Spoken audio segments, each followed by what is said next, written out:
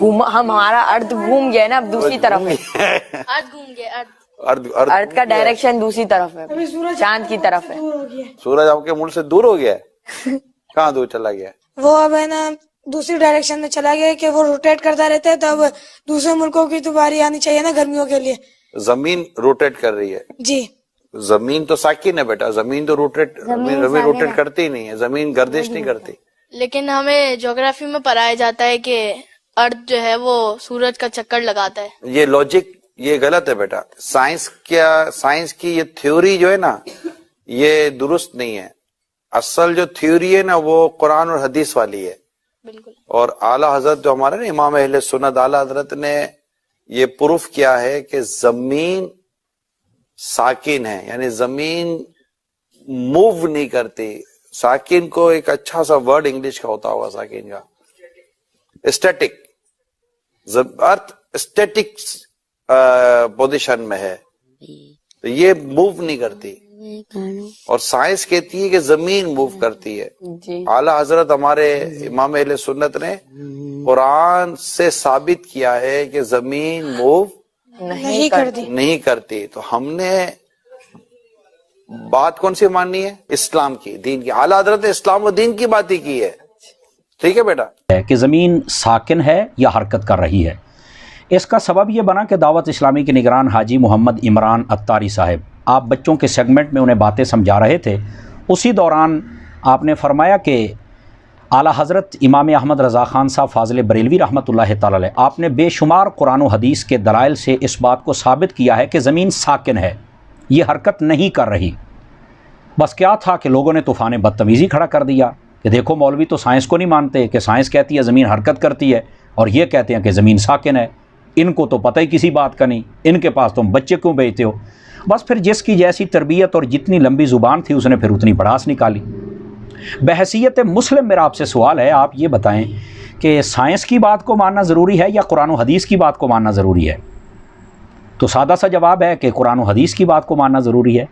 تو محترم پھر قرآن و حدیث میں یہ دلائل موجود ہیں کہ زمین ساکن ہے۔ کیا اللہ نے یہ نہیں فرمایا ان اللہ یمسک السماوات والارض ان تزولا، کہ اللہ زمین و آسمان کو روکے ہوئے ہے کہ یہ حرکت نہ کریں؟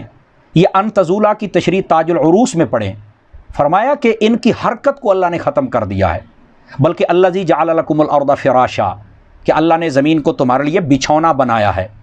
اس کی تشریح کرتے ہوئے بہت بڑے منطقی اور فلسفی بزرگ حضرت امام فخر الدین رازی رحمۃ اللہ تعالی علیہ آپ نے بھی فرمایا ہے کہ بچھونا کامل تب ہوتا ہے جب اس میں حرکت نہ ہو۔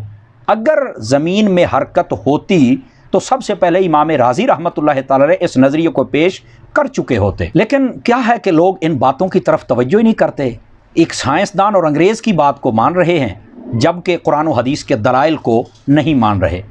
سائنس کہتی ہے زمین سورج کے گرد گھومتی ہے، اعلیٰ حضرت کہتے ہیں زمین ٹھہری ہوئی ہے۔ زمین گھومتی نہیں ہے۔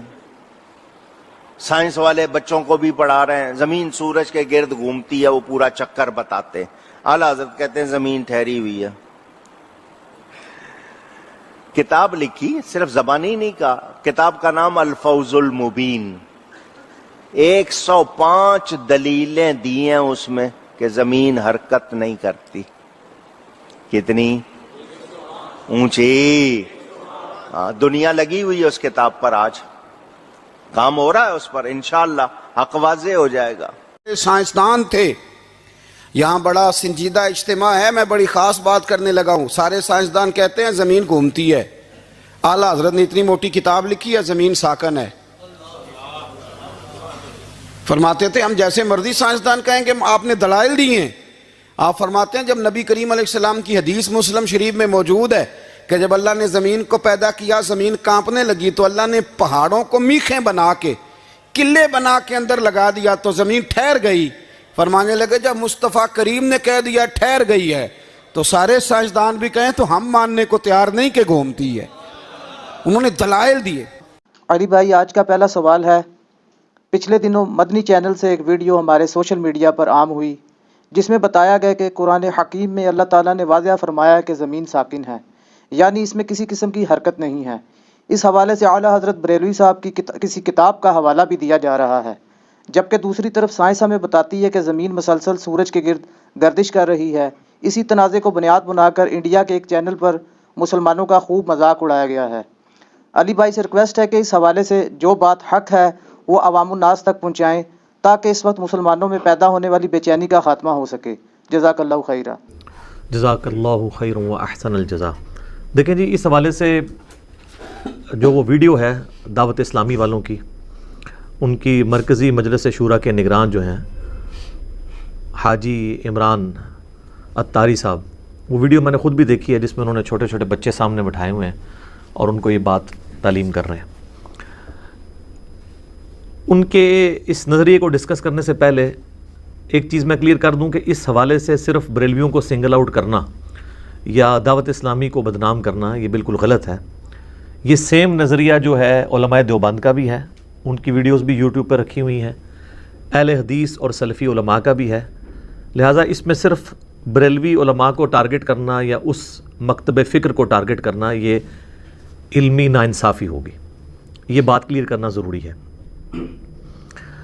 میں یہ ساری ویڈیوز پچھلے 2 ہفتے سے دیکھ رہا تھا جو ان کے حق میں بھی چڑھائی جا رہی تھی، تو میں نے اسے سیریس نہیں لیا، اس حوالے سے کہ میں انتظار کر رہا تھا کہ کوئی ایک عالم دین تو اہل اسلام کے ہاں ایسا پایا جائے گا کہ جو سائنٹیفک فیکٹ کے ساتھ بات کرے اور قرآن کے دلائل کے ساتھ بات کر کے ان کو سمجھائے کہ آپ نے جو قرآن کی آیات کا فہم لیا ہے یہ بالکل کتاب و سنت کی تعلیمات کے منافی ہے، لیکن کوئی شخص بھی اس معاملے میں آگے نہیں آیا۔ اس کی وجہ یہ ہے کہ یہ خود بھی اسی قسم کا عقیدہ رکھتے ہیں، سامنے اس لیے نہیں آتے کہ پھر پڑھے لکھے لوگ ان سے متنفر ہو جائیں گے، تو یہ ایک ٹکٹ میں 2 مزے کر رہے ہیں، تو انشاءاللہ ان کو ہم زیادہ دیر مزہ نہیں کرنے دیں گے۔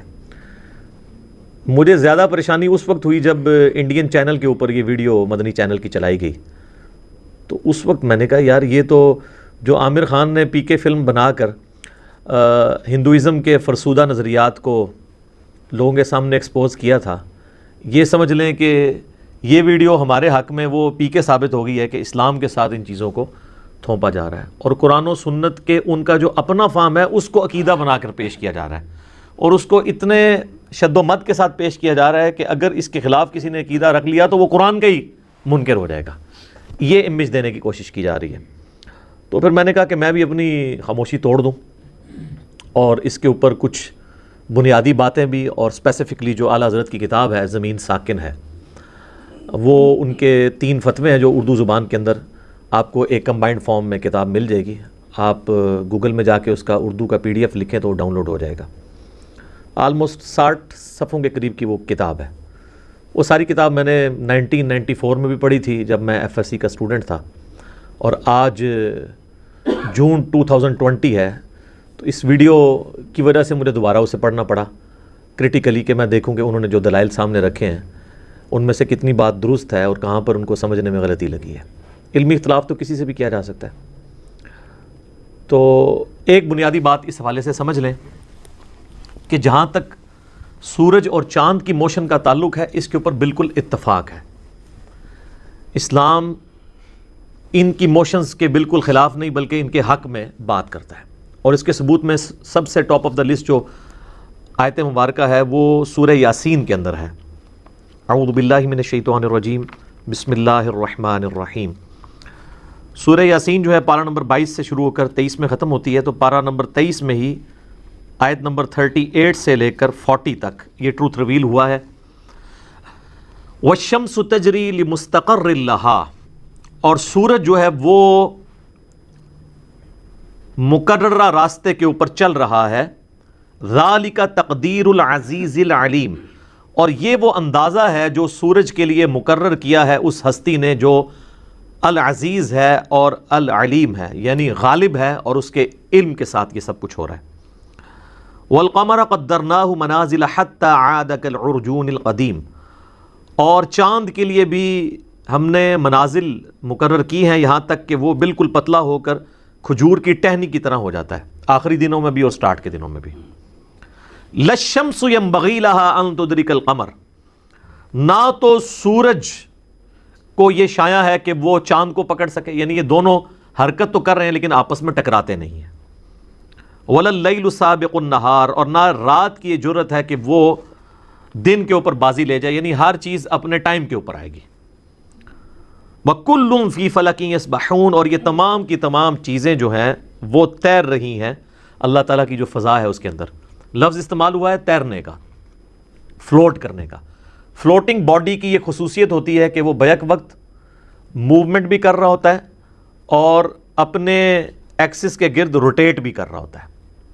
آپ کوئی بھی بال اگر پھینکیں سمندر کے اندر یا دریا کے اندر تو آپ دیکھیں گے وہ آہستہ آہستہ اپنے اس کے گرد روٹیٹ بھی کرے گا موومنٹ کے دوران. یہ اس کی مجبوری ہے یہ کرنا. یہ دونوں موشنز بیک وقت اس کے اندر موجود ہوں گی. تو یہ سب سے اپروپریٹ ورڈ تھا جو بیک وقت روٹیشن کے لیے اور ریولوشن کے لیے استعمال کیا جا سکتا ہے. تو ان آیات کے حوالے سے جو لوگ زمین کو ساکن مانتے ہیں وہ کہتے ہیں یہ کل ان کا لفظ جو ہے نا یہ صرف سورج اور چاند کے لیے ہے، کیونکہ پیچھے کانٹیکسٹ وہ ہے. کسی حد تک ان کی بات درست ہے، لیکن یہ کیٹاگوریکلی بھی ہو سکتا ہے کہ اللہ تعالیٰ نے جتنے بھی اجرام فلکی بنائے ہیں، سیٹلائٹس ہوں، سٹارز ہوں، یہ تمام کی تمام چیزیں حرکت میں، اور ان کا حرکت میں رہنا ایک اللہ تعالیٰ کی قدرت کا مظہر ہے کہ بغیر کسی ایندھن کے، کسی فیول کے اللہ تعالیٰ نے ان کو صرف بنا کے کہیں پہ اسٹیگنیشن پوائنٹ پہ رکھ نہیں دیا ہوا اسٹیگنیشن کنڈیشن کے اندر، بلکہ ان کو موومنٹ بھی دی ہے. تو جہاں تک سورج کی موشن کا تعلق ہے یا چاند کی، تو اس پہ آپ یعنی علماء کو اگر کنسیڈر کریں اس اعتبار سے جو کچھ وہ حق سمجھتے ہیں، تو ہمارا جو ریویلڈ نالج ہے اور ایکوائرڈ نالج یہ دونوں متفق ہیں، یعنی وحی کا علم اور علم سائنس. البتہ جو موشن آف ارتھ کا ایشو ہے، زمین کی موشن، اس میں ہمارے علماء کا یہ خیال ہے قدیم بھی اور جدید کہ جی قرآن کی روح سے زمین ساکن ہے، لیکن سب کا نہیں ہے، اکثریت ڈومیننٹ کا یہی نظریہ ہے. تو ظاہر ہے کہ اس وقت جتنے بھی مکاتب فکر ہیں وہ ان کو ڈرائیو کرنے والے جتنے علماء ہیں وہ تو یہی نظریہ رکھتے ہیں، اور اس میں سب سے ڈومیننٹ تو یہاں پر بریلوی مکتب فکر ہے. ان کے امام اعلیٰ حضرت امام احمد بریلوی المتوفیٰ 1340 ہجری بمطابق 1921 ان کی ڈیتھ ہوئی. تو اپنی وفات سے 1 سال پہلے ہی انہوں نے یہ کتاب لکھی ہے 1920 کے اندر، زمین ساکن ہے. تو چونکہ وہ اب ساکن مانتے ہیں، اب پیچھے والے اس کو ڈیفینڈ کر رہے ہیں، اور اس حد تک ڈیفینڈ کر رہے ہیں کہ وہ یہ کہہ رہے ہیں کہ جس نے اس کے خلاف عقیدہ رکھا گویا اس نے قرآن کے خلاف عقیدہ رکھا. نعوذ باللہ، وہ اپنے فہم کو عقیدہ بنا کر پیش کر رہے ہیں اس اعتبار سے کہ اس کا کوئی انکار کرے گا تو وہ کافر ہی ہو جائے گا. تو ارتھ کی موشن کو ڈسکس کرنے سے پہلے ایک بنیادی بات سمجھ لیں کہ اسلام روئے ارض پہ وہ واحد ریلیجن ہے جو توہمات کو چھوڑ کر ڈیفینیٹ علم کے اوپر بنیاد رکھتا ہے. قرآن حکیم میں سورہ بنی اسرائیل کے اندر جو 10 کمانڈمنٹس آئی ہیں ان میں سے 9th کمانڈ ہے سورہ بنی اسرائیل آیت نمبر 36، وَلَا تَقْفُ مَا لَيْسَ لَكَ بِهِ عِلْم. اے انسان کسی چیز کی پیروی اس وقت تک مت کر جب تک کہ تجھے اس کے بارے میں ڈیفینیٹ علم نہ حاصل ہو جائے. ان السمع والبصر والفؤاد کل اولئک کان عنہ مسئولا. بے شک کان، آنکھیں اور عقل، دل ہو یا دماغ کوئی بھی چیز، اس کے بارے میں تم سے پوچھا جائے گا کہ ان 3 انسٹرومنٹس کو استعمال کر کے تم نے حق بات تک پہنچنے کی کوشش کیوں نہیں کی. اسلام کہتا ہے علم کے بغیر آپ نے بنیاد نہیں رکھنی.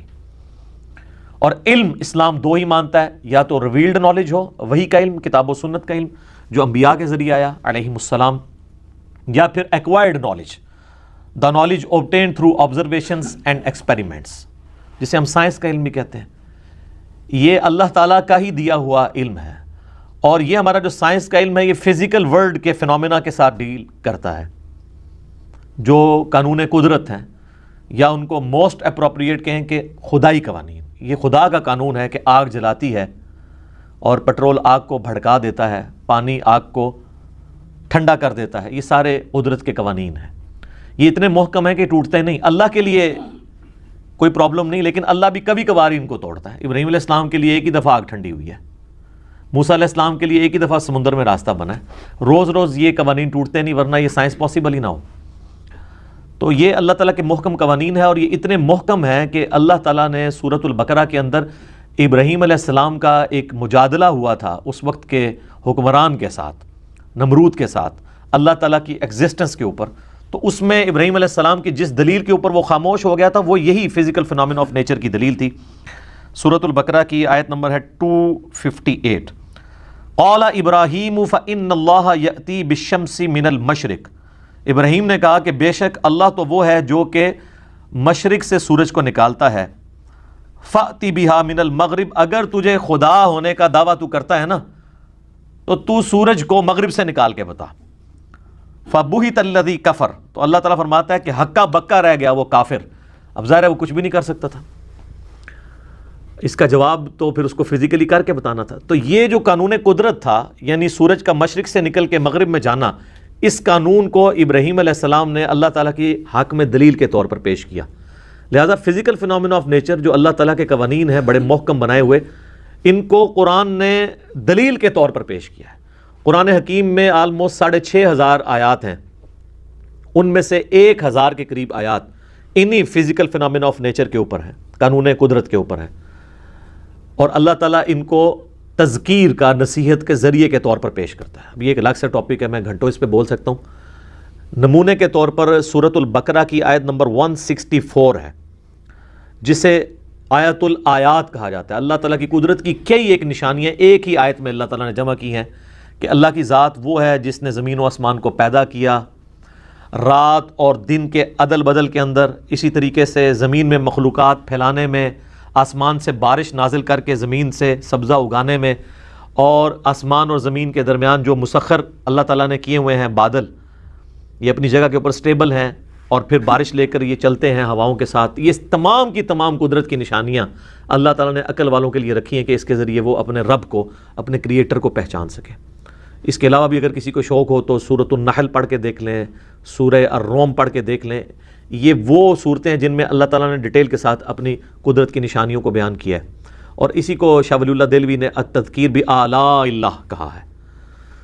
اس میں ٹاپ آف دا لسٹ سورۃ الرحمن ہے، 31 ٹائمز یہ آیت آئی ہے، فَبِأَيِّ آلَاءِ رَبِّكُمَا تُكَذِّبَانِ، اے جنو انس کے دو بھاری گروہ ہو، تم اپنے رب کی کون کون سی نعمتوں کو اور اپنے رب کی کون کون سی قدرت کی نشانیوں کو، یہ اپروپریٹ ترجمہ ہے، جھٹلاؤ گے۔ اور یہ مودودی صاحب کو یہ اللہ تعالیٰ نے حکمت دی تھی، کیونکہ دوزخ کی آیات کے بعد بھی آتا ہے فَبِأَيِّ آلَاءِ رَبِّكُمَا تُكَذِّبَانِ۔ یہ مودودی صاحب نے ترجمہ کیا ہے کہ قدرت کی بڑی بڑی نشانیاں جو ہیں، ان نشانیوں کو تم کس طرح اے جنو انس جھٹلا سکتے ہو۔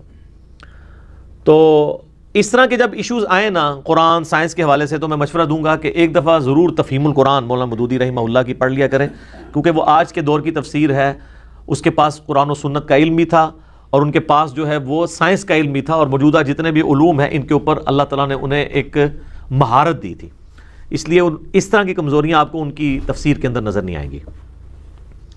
بہرحال ارتھ کی موشن کے اوپر جو اختلاف پایا جاتا ہے وہ اس لیے کہ ایک تو وحی کے علم کو صحیح طریقے سے پریزنٹ نہیں کیا گیا، دوسری طرف سائنس کے علم سے بالکل آنکھیں بند کر لی گئیں، اور اس کا رزلٹ یہ ہے کہ اس وقت جو تھوڑی بھی عقل رکھنے والے لوگ ہیں وہ تو دیندار لوگوں سے کیا، دین سے بھی متنفر ہونے کی طرف جا رہے ہیں، اگر کسی پلیٹ فارم سے صحیح طریقے سے ان کے ایشو کو ایڈریس نہ کیا گیا۔ اور ایشو کو ایڈریس کرنا یہ نہیں ہے کہ ہم صرف قرآن سے اس نظریے کا دفاع کریں، بلکہ جو مخالفین ہیں انہوں نے جس بات کو غلط سمجھا ہے اس کو صحیح طریقے سے ان کے اوپر ان کی غلطی آشکار کی جائے، تاکہ ہماری جو نوجوان نسل ہے وہ دین کے معاملے میں دین سے متنفر نہ ہو، قرآن و سنت کی تعلیمات سے متنفر نہ ہو۔ پچھلے 100 سال کے اندر جو انسانی ترقی ہوئی ہے سائنس کی فیلڈ کے اندر، یہ پوری انسانی ہسٹری کی ترقی کے اوپر بھاری ہے، اتنی پوری انسانی تاریخ میں ترقی نہیں ہوئی۔ لیکن 100 سال سے پیچھے آپ چلے جائیں، ہزاروں سال تک، تو آپ کو ہر بات جو آپ فزیکل فینامنا سے پیش کرتے ہیں وہ سطحی طور پہ لوگوں کو معلوم تھی، اور وہ لوگوں کو اپیل کرتی تھی، آج بھی کرتی ہے، لیکن آج اس سے زیادہ ڈیٹیلز انسان کے پاس آ چکی ہیں۔ ان ڈیٹیلز کی وجہ سے لوگوں کے لیے ایشوز کھڑے ہو گئے، اور لوگ جو پرانی الہامی کتابیں ہیں، ظاہر ہے ہم تو ڈیفینڈ صرف قرآن کو کریں گے، اس کو 1400 سال پرانی کتاب کے طور پر دیکھتے ہیں، اور وہ یہ سمجھتے ہیں کہ یہ کتاب اب ایبسلیٹ ہو چکی ہے، کیونکہ اس کے اندر تو وہی اللہ تعالیٰ کی گفتگو ہے جو آج کے کامن جو بندہ سائنس کا علم رکھتا ہے اس کو ایز سچ اس میں کوئی انٹرسٹ نظر نہیں آتا بقول ان کے، حالانکہ ایسا نہیں ہے۔ قرآن صرف ان 100 سالوں کے لیے تو نازل نہیں ہوا، پوری انسانی ہسٹری میں اگر دیکھیں ان 100 سالوں کی تو کوئی اہمیت نہیں ہے، یہ تو آج ہمیں باریکیاں پتہ چلنی شروع ہوئی ہیں نا۔ تو قرآن چونکہ لٹریچر کی کتاب ہے تو لٹریچر کی زبان میں بات کرتی ہے، لٹریچر کی زبان میں جب بات ہو رہی ہوگی تو اس میں پھر آپ ویسی بات کریں گے جو ایک عام انسان اس فزیکل ورلڈ کو دیکھ کر آبزرو کرتا ہے، اس میں آپ خوردبین کی یا ٹیلیسکوپ کی یہ باتیں نہیں کریں گے، اگرچہ بعض چیزیں اس حوالے سے بھی ٹروتھ ریویل کی ہیں قرآن نے، خصوصاً ایمبریالوجی کی فیلڈ میں، کہ ایک ایمبریو جو ہے بچے کی فارم تک کن سٹیجز سے پہنچتا ہے۔ یہ تو 1980 کے بعد انسانیت کو الیکٹرانک مائکروسکوپ کے ذریعے چیزیں پتہ چلنی شروع ہوئی ہیں، پہلے تو نہیں پتہ تھیں، لیکن قرآن میں اس کی ڈیٹیلز موجود ہیں۔ آج وہ میرا ٹاپک نہیں ہے، بہرحال کئی ایک چیزوں کی ڈیٹیلز کوئی نہیں موجود ہے، اور وہ ضرورت بھی نہیں تھی۔ قرآن نے تو چونکہ پوری انسانیت کے لیے اس نے فزیکل ورلڈ سے جو تعلق رکھنے والی چیزیں ہیں وہ چیزیں اس نے ایڈریس کرنی ہیں، جو چیزیں ہر انسان چاہے وہ کسی بھی زمانے کا ہو اس کے لیے وہ فائدہ مند ہو۔ ورنہ تو یہ 8 سے 100 سال کے پہلے کے انسان کو اگر ہم ایسٹرونومی کی وہ آج والی باتیں بتائیں تو ان کے لیے کیا دلچسپی ہوتی ہے، لیکن اس زمانے کی جو مثالیں قرآن میں بیان ہوئی ہیں وہ آج کے لیے بھی دلچسپی کا باعث ہیں، کیونکہ وہ سب کے سب لوگ آبزرو کرتے ہیں۔ کیا انسانیت یہ آبزرو نہیں کرتی ہے کہ آسمان سے بارش نازل ہوتی ہے اور مردہ زمین جو ہے وہ زندہ ہو جاتی ہے؟ تو یہ مثال تو کبھی بھی پرانی نہیں ہوگی۔ اسی طریقے سے قرآن میں سورۃ الانعام میں آیا کہ ایک ہی پانی سے سارے درخت سیراب ہوتے ہیں اور تم دیکھتے ہو کہ مختلف پھلوں کے ذائقے مختلف ہیں۔ تو یہ انسانیت یہ ہمیشہ آبزرو کرے گی، اور پریشان ہے انسانیت کی یہ کیسے ہو رہا ہے، یہ کیسے یہ ساری چیزیں چل رہی ہیں۔ تو اس کا جواب یہ ہے کہ God is the only explanation of all the physical phenomena in this universe. خدا ہی وضاحت ہے اس کائنات میں ہونے والے ہر فزیکل فینامنا کی کہ یہ گاڈ چلا رہا ہے۔ تو قرآن چونکہ لٹریچر کی زبان میں بات کرتا ہے، اس لیے بعض اوقات قرآن کی گفتگو کو لوگ میتھمیٹیکل گفتگو یا سائنس کی کتاب کے طور پر دیکھنا شروع کرتے ہیں تو پرابلم کھڑی ہو جاتی ہے۔ قرآن سائنس کی کتاب نہیں ہے، یہ سائنس کی کتاب ہے، اللہ کی آیات، نشانیوں کی، سائن انگلش میں کہتے ہیں نشانی کو، قدرت کی نشانیاں بیان کی گئی ہیں جو ایک عام انسان آبزرو کرتا ہے، چاہے وہ آج کا ہو، چاہے 8 سے 10,000 سال پہلے کا ہو یا 8 سے 10,000 سال بعد کا، اگر انسانیت نے اتنی دیر زندہ رہنا ہے، وہ سائنس کی بات کرتا ہے جو آپ آبزرو کرتے ہیں۔ تو سائنس بھی تو یہ کہہ رہی ہے نا، the knowledge obtained through observations and experiments is known as science۔ تو سائنس بھی تو آبزرویشن کے ذریعے سب کچھ کر رہی ہوتی ہے۔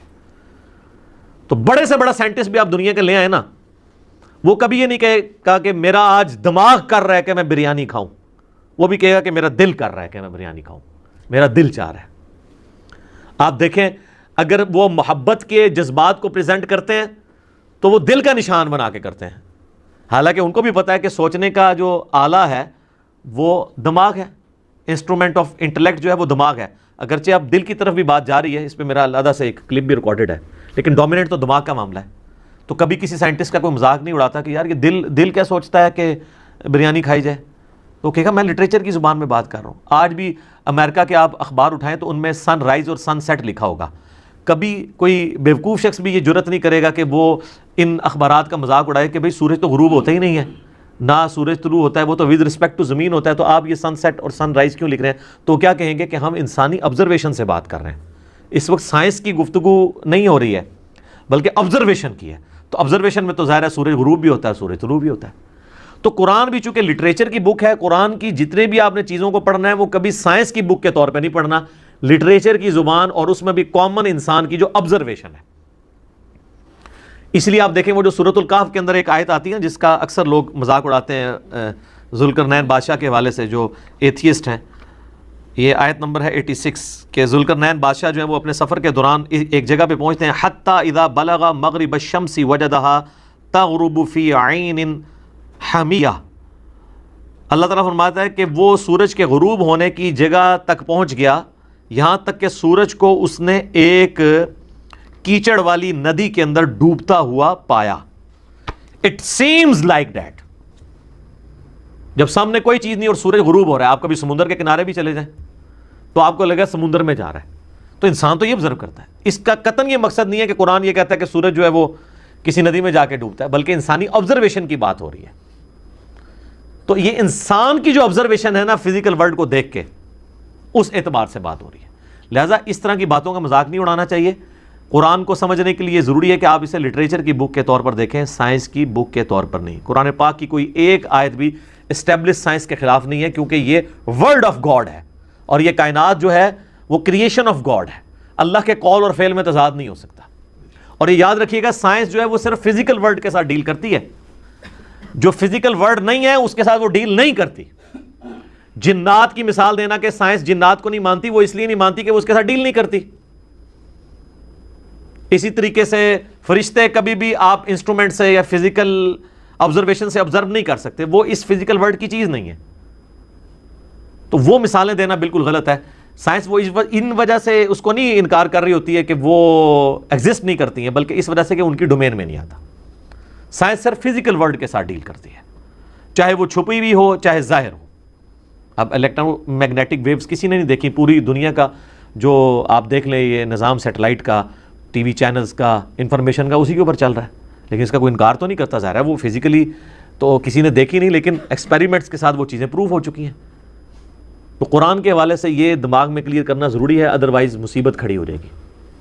قرآن پاک لٹریچر کی زبان میں بات کرتا ہے، تو لہٰذا لٹریچر کی زبان میں اسے لیا جائے گا، ورنہ اگر آپ اس طریقے سے مذاق اڑائیں گے تو پھر ہم کئی چیزوں کا مذاق اڑائیں گے جو انسانوں میں اسٹیبلش ہیں، جو سائنٹسٹ خود بھی مان رہے ہوتے ہیں کہ یار یہ اس طرح نہیں ہے، لیکن چونکہ یہ ہم اس کو لٹریچر کی زبان میں ایسے بولتے ہیں تو اس لیے ہم اس کو ایسے بول رہے ہیں. یہ بڑی سخت زیادتی والی بات ہوگی. اس حوالے سے یہ بھی بات یاد رکھیں کہ اسی کانٹیکسٹ میں ایک بات کی جاتی ہے کہ جی وہ بخاری مسلم میں ایک حدیث ہے کہ حضرت ابو ذر غفاری سے نبی الاسلام نے پوچھا کہ اے ابو ذر تم جانتے ہو یہ سورج کہاں پہ جا کر غروب ہوتا ہے؟ تو انہوں نے کہا اللہ اور اس کا رسول بہتر جانتے ہیں. تو انہوں نے نبی صلی اللہ علیہ وآلہ وسلم نے فرمایا کہ جب سورج غروب ہوتا ہے نا تو اپنے رب کو سجدہ کرتا ہے عرش کے نیچے، اور پھر اللہ سے اجازت مانگتا ہے اگلے دن طلوع ہونے کی. اجازت مل جائے تو وہ طلوع ہو جاتا ہے، اور ایک وقت آئے گا کہ اللہ تعالیٰ اسے اجازت نہیں دے گا بلکہ فرمائے گا کہ جہاں سے آیا اسی طرف لوٹ جا. پھر وہ سورج مغرب سے طلوع ہوگا اور اس کے بعد کسی کی توبہ قبول نہیں ہوگی. یہ قرب قیامت میں ہوگا. وہ کہتے ہیں جی سورج تو وہ ٹریک میں ہے، اس طرح کیسے ہوگا؟ میرے بھائی یہ نبی علیہ السلام جو بات کر رہے ہیں فزیکل آبزرویشن کی کر رہے ہیں. ایک لمحے کے لیے سوچیں کہ سائنٹسٹ خود بھی اس بات کو مانتے ہیں کہ وقت کے ساتھ ساتھ زمین کی جو روٹیشن ہے نا اپنے محور کے گرد، اس کی سپیڈ کم ہوتی جا رہی ہے، اور وہ کہہ رہے ہیں یہ آہستہ آہستہ ایک وقت آئے گا یہ بالکل زیرو پہ آ جائے گی. اس وقت ارتھ جو ہے وہ کیسے موو کر رہی ہے؟ 23.5 کے اینگل کے اوپر. یہ نارتھ سے اگر آپ دیکھنا شروع کریں تو یہ اینٹی کلاک وائز موو کر رہی ہے، یعنی مغرب سے مشرق کی طرف. اس لیے آپ دیکھتے ہیں کہ مشرق میں پہلے سورج طلوع ہوتا ہے، مغرب میں بعد میں ہوتا ہے، اس کی موومنٹ کی وجہ سے. تو مغرب سے جو کہ مشرق کی طرف موو کر رہی ہے تو وہ طلوع ہونا شروع ہو جاتا ہے. مشرق سے ہوتا ہے پھر ادھر ہوتے ہوتے اس طریقے سے آپ جاتے ہیں. تو یہ اورینٹیشن اگر آپ سپوز کریں کہ یہ آہستہ آہستہ کم ہوتے ہوئے رک جائے اور پھر یہ اینٹی کلاک وائز کی بجائے کلاک وائز چلنا شروع کر دے تو سورج مغرب سے نکلے گا.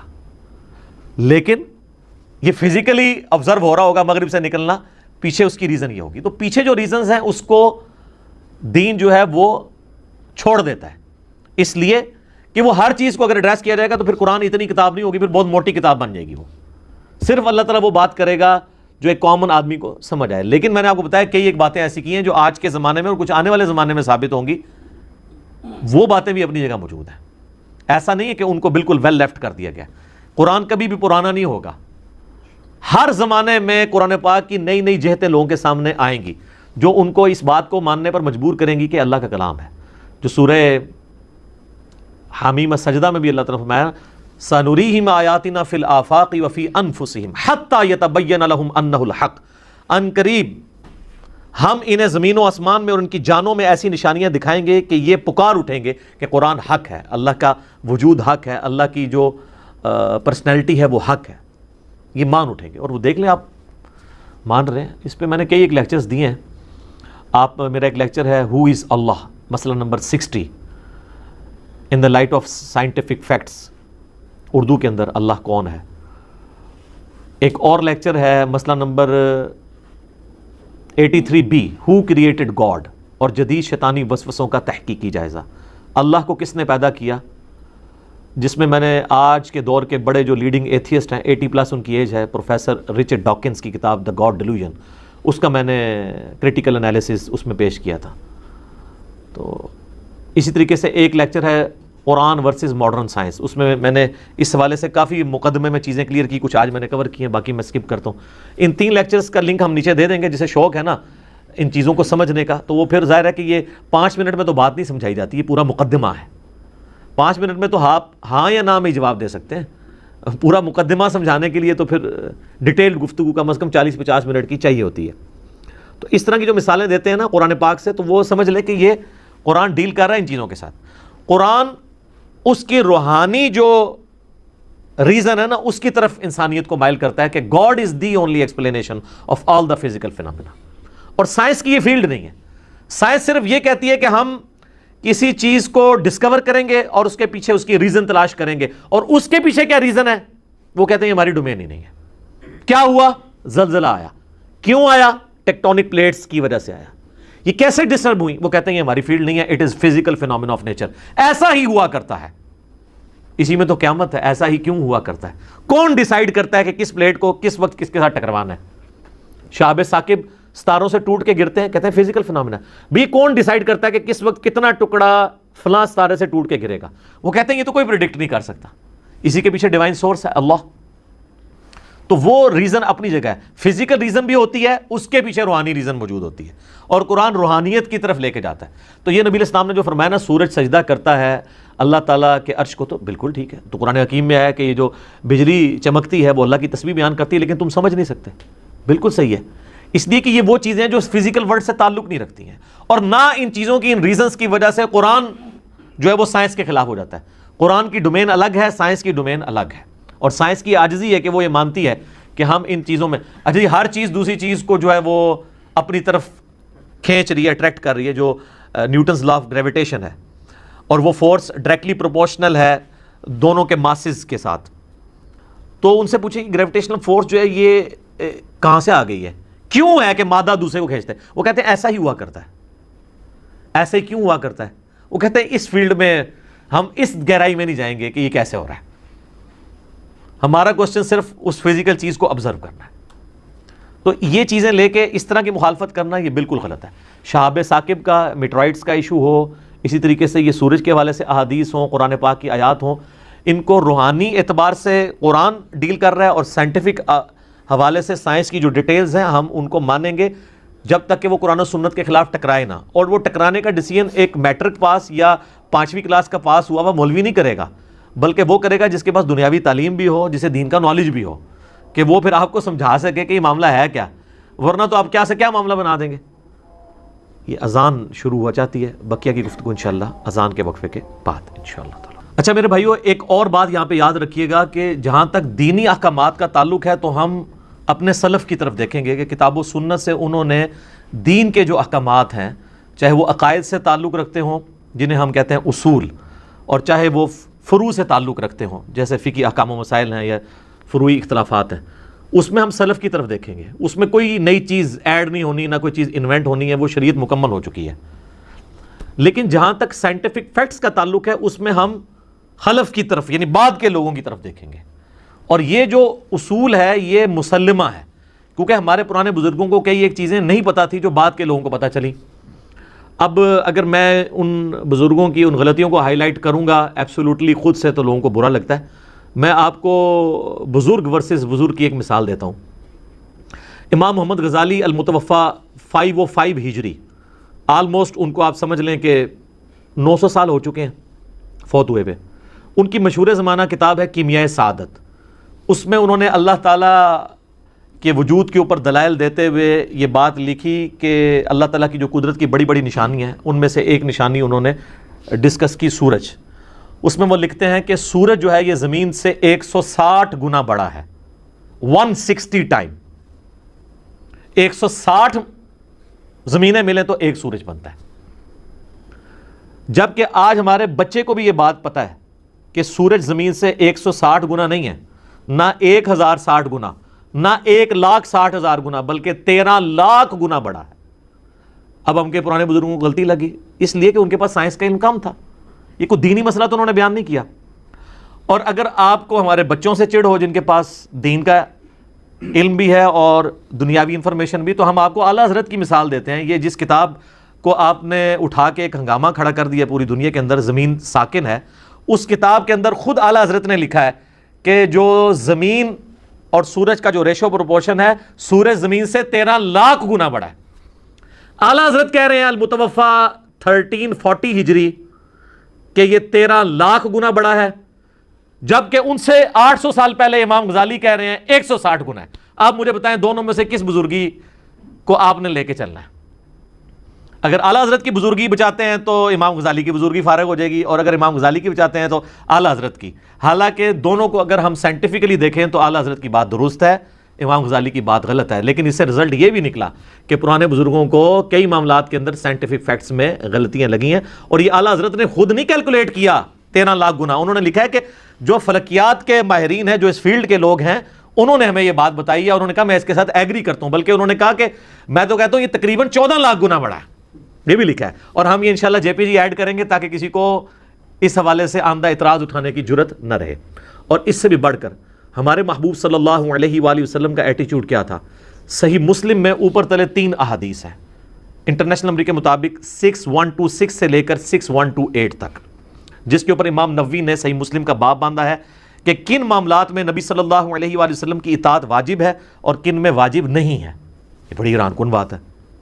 اس کے نیچے یہ 3 حدیثیں لے کے آئے جسے ہم کہتے ہیں وہ تعبیر النحل والا واقعہ, کھجوروں کی پیوند کاری والا. اور یہ مسلم شریف ہے, مولانا شریف نہیں ہے, نہ کوئی سٹوری شریف ہے. وہ حدیث یوں ہے کہ جب نبی صلی اللہ علیہ وآلہ وسلم مدینہ شریف ہجرت کر کے گئے تو آپ کا تو چونکہ سارے کا سارا آپ کو پتہ ایکسپیرینس بھیڑ بکریاں پالنے کا تھا, یہ آپ کی فیلڈ تھی.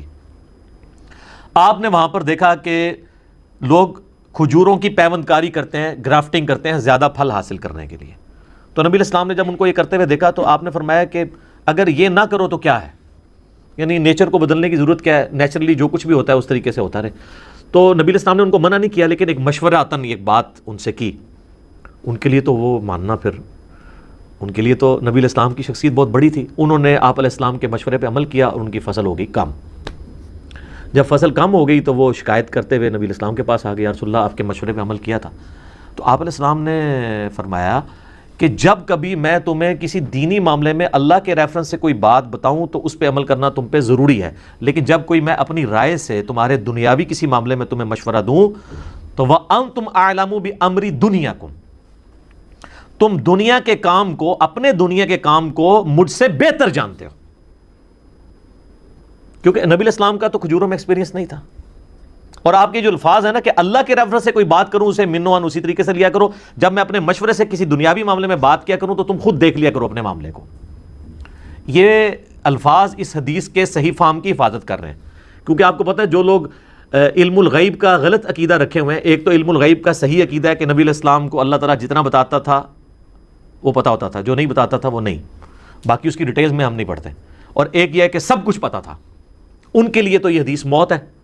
تو انہوں نے آگے سے خود جوڑا ہوا ہے کہ وہ اصل میں نا پہلے سال تو فصل کم ہو گئی تھی, اگر وہ ایسے کرتے رہتے نا تو فصل خود بخود زیادہ ہو جانی تھی. سر یہ تو اسٹیبلش فیکٹ ہے کہ گرافٹنگ سے بہتری آتی ہے.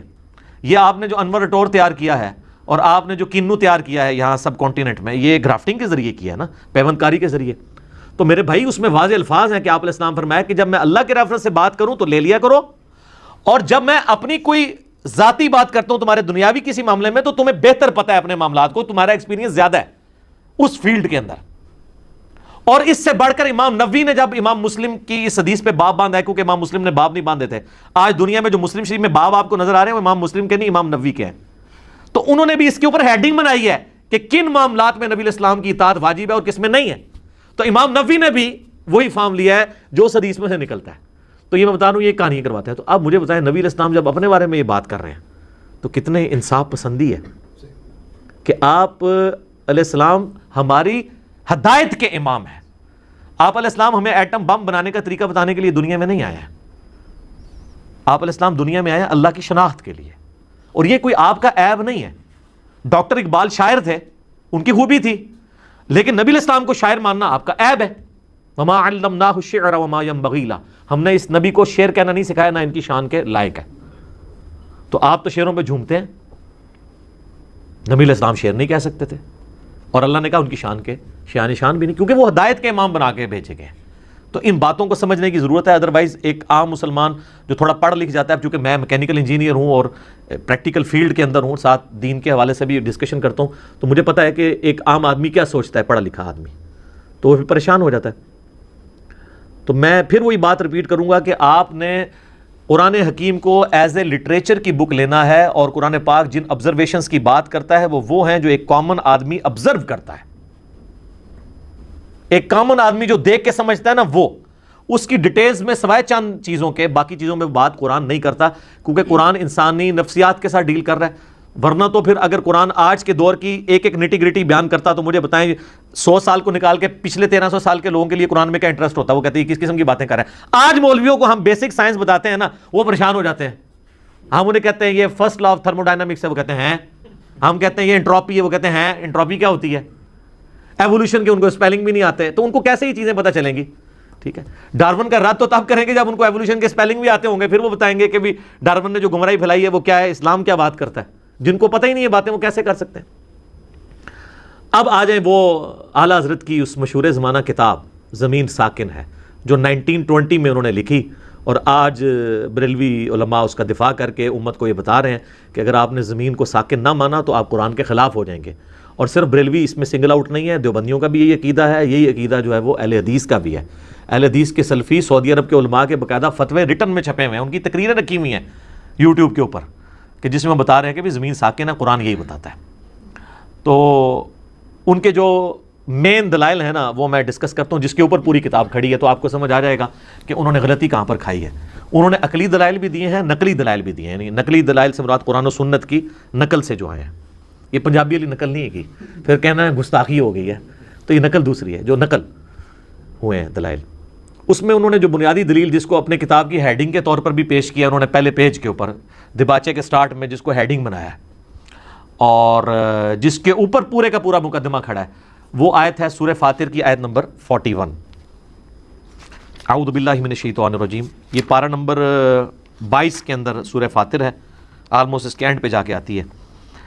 ان اللہ یمسک السماوات والارض ان تزولا، بے شک اللہ ہی نے تھام رکھا ہے آسمانوں اور زمین کو کہ کہیں ٹل نہ جائیں، زوال پذیر نہ ہو جائیں، اپنی جگہ سے ہل نہ جائیں.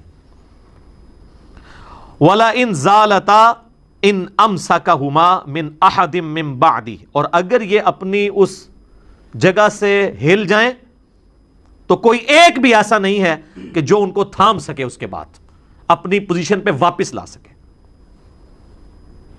انہ کان حلیما غفورا، بے شک وہ یعنی اللہ بردبار ہے اور معاف کرنے والا ہے. یعنی وہ اس کی بردباری ہے، شرک ہوتے دیکھ رہا ہے، اور حلم ہے اس کے اندر، وہ ڈھیل دیتا ہے کہ شاید لوگ اس کی طرف پلٹ آئیں. وہ کہتے ہیں یہ جو الفاظ ہیں نا یمسکو، اس سے مراد ہے کہ اللہ تعالیٰ نے ان کو ایک جگہ روکا ہوا ہے. اس کا مطلب بالکل یہ نہیں ہے. اگر آپ یہ مطلب نکالنا شروع کریں گے تو پھر آپ کے لیے پرابلم کھڑی ہو جائے گی. سورۃ الملک تو سارے ہی پڑھتے ہیں نا جی رات کو سونے سے پہلے، یہ تو ہمارے وظائف میں سے ہے نا. سورۃ الملک میں ایک آیت آتی ہے پرندوں کے حوالے سے، آیت نمبر ہے 19. اولم یروا الی الطیر فوقہم صافات ویقبضن، کیا تم لوگوں نے اپنے سروں کے اوپر پرندے نہیں دیکھے جو پر پھیلاتے ہیں اور سمیٹتے ہیں؟ ما یمسکہن الا الرحمن، وہی الفاظ آگے، یمسکو، ان کو نہیں تھام رکھا مگر رحمان نے. انہ بکل شیء بصیر، بے شک اللہ تعالیٰ ہر چیز کو دیکھنے والا ہے. تو یہ اللہ نے جو آسمان کے اندر پرندے تھامے ہوئے ہیں، تو اس کا کیا مطلب ہے؟ پرندے آگے پیچھے نہیں جاتے ہیں. الفاظ وہ یہ یمسکو، اس کا مطلب یہ ہے کہ وہ اللہ تعالیٰ نے ان میں یہ کمپیٹنسی پیدا کی ہے کہ وہ اپنے آپ کو بیلنس رکھتے ہیں. یعنی وہ اڑتے ہوئے چلتے بھی رہتے ہیں، آگے پیچھے بھی جاتے ہیں. وہ جو فورس آف بوئنسی ہے، جو ہوا کی قوت اچھال ہے، جس کی وجہ سے ہوائی جہاز اور پرندے ہواؤں میں اڑتے ہیں اور سمندروں کے اندر بحری جہاز تیرتے ہیں، قوت اچھال جسے ارشمیدس پرنسپل کے تحت جس کو وہ کیلکولیٹ کیا جاتا ہے، وہ قوت اچھال اللہ نے رکھی ہوئی ہے. تو یہاں پہ یمسکو کا ترجمہ کوئی یہ کرے گا کہ پرندے ایک جگہ ہی رکے ہوئے ہیں. اس میں تو الفاظ ہیں کہ پر پھیلاتے بھی ہیں، اکٹھے بھی کرتے ہیں. اگر صرف پھیلانے کا ہوتا نا تو یہ کہتے ہیں دیکھو بعض کا اینڈ کھلوتے بھی رہتے ہیں نا. لیکن جب وہ پھیلا رہے اور اکٹھے کر رہے ہوتے ہیں اس میں کھڑے نہیں ہوئے ہوتے، آگے جا رہے ہوتے ہیں. جس طرح ٹرین ہے، ٹرین کو اپنے اس محور میں رکھنے کے لیے 2 پٹریاں ہیں اور اس میں ان کے جو پہیے ہیں اس کا ایکسٹینڈڈ پورشن ہے، اور اگر سپیڈ سے وہ کسی کارنر سے گزرے گول دائرے سے تو وہ بعض کا سینٹریفیوگل فورس اتنی ہو جاتی ہے کہ وہ پٹری سے اتر جاتی ہے. تو ہم یہ کہہ سکتے ہیں کہ پٹری نے ٹرین کو اپنی جگہ پہ رکھا ہوا ہے. اس کا یہ مطلب نہیں ہے کہ ٹرین ایک جگہ پہ رکی ہوئی ہے، بلکہ اسی طریقے سے اللہ تعالیٰ فرماتا ہے ہم نے اسے بیلنس کیا ہوا ہے کہ اپنی جگہ سے، یعنی جس محور پہ ہم نے اسے سیٹ کر دیا ہے. وہ 23.5 کا اینگل ہے نارتھ کے ساتھ، اور 9 سے دیکھیں تو اینٹی کلاک وائز مغرب سے مشرق کی طرف گھومتی ہے زمین. یہ 2 بڑی موشنز ہیں نا زمین کی. ایک زمین اپنے محور کے گرد گھومتی ہے ہر سیکنڈ میں ½ کلومیٹر, اور بیک وقت وہ ریوالو بھی کر رہی ہوتی ہے سورج کے اراؤنڈ, وہ 1 سیکنڈ میں 30 کلومیٹر ہے جی. اور ایک تیسری موشن ہے جو آپ امیجن بھی نہیں کر سکتے, وہ پورا نظام شمسی انکلوڈنگ زمین اور تمام سیٹلائٹس سورج کے سمیت 200 کلومیٹرز 1 سیکنڈ میں ٹریول کر رہے ہیں. پتہ نہیں کتنے چاہ رہے ہیں جناب, ایڈی وڈی کائنات ہے اللہ دی. 200 کلومیٹر 1 سیکنڈ میں. اس پہ آپ کے عقلی سوالات بھی آئیں گے, میں اس کو بعد میں ڈیل کرتا ہوں کہ ہمیں پتہ کیوں نہیں چل رہا. میں دسنا جناب, کسی سائنٹسٹ کو بہو گے تو دسے گا نا کہ یہ پیچھے کی سائنس ہے. یہ 3 بڑی موشنز ہیں, ایک چوتھی بھی ہے وہ جو اپنے محور کے گرد 23.5 کا اینگل ہے نا, اس میں بھی زمین یوں بھی کرتی ہے, وہ بھی کمال اس کی موشن ہے. یہ 4 موشنز ہیں. تو یہ اللہ تعالیٰ نے اس سارے معاملے کو بیلنس کیا ہوا ہے کہ وہ اس محور سے نہیں ہٹتی, ورنہ تو اگر یہ 23.5 کا اینگل ہی ختم ہو جائے, آپ کے موسموں کی تبدیلی ختم ہو جائے, وہ سارے موسم تبدیل اس کی وجہ سے ہو رہے ہیں. اور کس طریقے سے اللہ تعالیٰ نے اسے ایک محور کے گرد گھمایا ہوا ہے, اس کی وجہ سے آپ دیکھتے ہیں جب افریقہ میں گرمیاں ہوتی ہیں ہماری سردیاں چل رہی ہوتی ہیں, جب ہماری سردیاں آتی ہیں ان کی گرمیاں چل رہی ہوتی ہیں.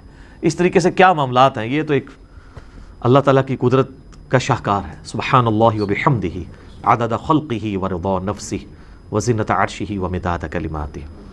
تو یہ انہوں نے بڑی دلیل لی تھی, اور اس کے پیچھے آپ کو میں نے بتا دیا کہ انہوں نے اس کا فہم سمجھنے میں غلطی کی. اس میں سکون کا تو لفظ ہی کہیں موجود نہیں ہے کہ اللہ تعالیٰ نے ایک جگہ پہ روک کے رکھا ہے. نہیں, اللہ کہہ رہا ہے میں نے تھاما ہوا ہے اس کو کہ اپنی جگہ سے ٹل نہ جائیں, جو ہم نے ٹریک مقرر کیا ہے اس سے ٹل نہ جائیں. تو خام خواہ اس کے اندر سکون والا معاملہ پیدا کرنا یہ بالکل غلط ہے. اگر کریں گے تو پھر پرندوں کے معاملے میں بھی کریں. یہ میں نے اینٹی وینم پھکی والا الزامی جواب بھی دے دیا کہ سیم وہی یمسکو کا لفظ جو ہے وہ پرندوں کے لیے بھی استعمال ہوا ہے. اب مجھے بتائیں, یہ علماء کو جواب کوئی سائنٹسٹ نہیں دے سکتا, اور سائنٹسٹ کو قرآن کو مولوی نہیں سمجھا سکتا. یہ مشکل کام ہے. اچھا جی, یہ تو ہوگی ان کی بڑی دلیل جس کے اوپر وہ کھڑے ہوئے تھے. اچھا, لیکن یہاں پہ میں ایک جان کی مان پاؤں تو ایک چیز عرض کروں کہ اعلیٰ حضرت نے جو یہ عقیدہ لکھا نا زمین ساکن ہے میں, کہ اللہ تعالیٰ نے زمین و آسمان کو تھام رکھا ہے, کاش ان کا یہ عقیدہ اپنے ملفوظات کے اندر بھی ہوتا. ملفوظات کی آپ پہلی جلد نکالیں, اس کے اینڈ پہ آپ چلے جائیں, دنیا سے جہاں بھی آپ ملفوظات اعلیٰ حضرت اٹھا لیں.